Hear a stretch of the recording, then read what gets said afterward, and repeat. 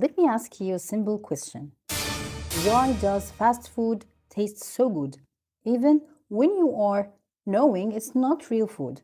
Why do kids care or crave an instant noodles, chips, and street food more than homemade cooked meals? Today, we are going to talk about something most kitchens use daily.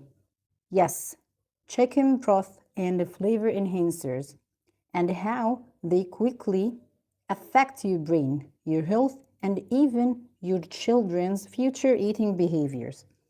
Yes, this is a pump inside our kitchens.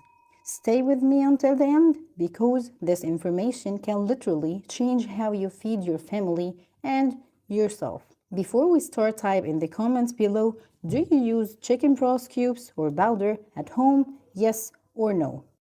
Okay, I'm speaking to you today as a doctor in food safety and health, not to scare you, but to help you understand what's really happening behind the taste. Because food doesn't just feed the body, it programs the brain. So, most people think that chicken broths, cubes, or powder are made from chicken.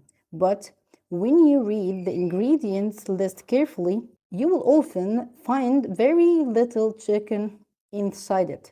Instead, you will see flavor enhancers, artificial aromas, stabilizers, excess salt, and chemical compounds designed to trick you and trick your taste buds inside the tongue. So, what's actually inside the commercial chicken broth? This chicken broth you can find, let's break it simply. Most commercial chicken processed products contain very high amount of sodium, artificial flavorings, preservatives, and a key ingredient called monosodium glutamate or MSG. This MSG is not a nutrient, it's a flavor amplifier.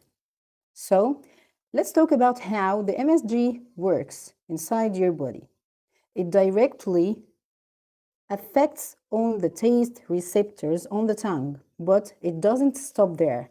It sends strong signals to the brain, specifically to areas linked with the pleasure and reward. So, this triggers the release of dopamine.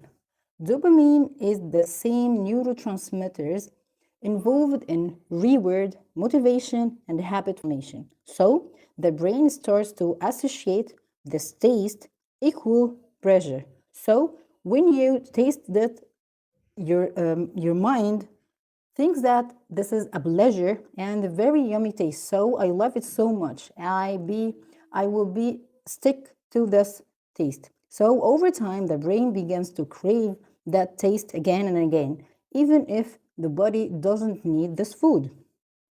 So if this is making sense so far, type wow in the comments below. Why MSG is everywhere, street food and processed food. Let's see this MSG not found only in this cube, but we found it in the fast food, street food, instant noodle chips, flavored snacks, and many processed meals because it makes the cheap food taste very addictive. Not satisfying, yes, addictive only. So now let's talk about the children mind is still developing. When kids are exposed early to strong artificial flavors, their taste perceptions changes. Natural food tastes very boring for them. Vegetables lose the appeal. Simple meals feel unsatisfying. This increases the risk of picky eating, overeating, or obesity and long-term unhealthy food habits. So, if you are a parent, type parent in the comment below. Let me see that you are with me. So, long-term excessive consumption of the flavor-enhanced food may contribute to very high blood pressure, not only blood pressure, high blood pressure, no, this is a very high blood pressure, metabolic imbalance, increased inflammation, which is silent inflammation we talked about in the last videos, and distributed appetite control, and also poor gut brain communication. So, this doesn't happen overnight. It happens slowly, quietly, and daily. So, the importance here is now let me be very clear with you. MSG in small amounts is not a poison, but the real problem is the chronic exposure combined with poor overall nutrition. Okay, those frequency and vulnerability matters. So, what can we do instead? Option number one, I will tell you about it, is homemade chicken broth. Real chicken bones with onion, garlic, carrot, celery, and herbs. No chemicals, no flavor tricks, just nutrients.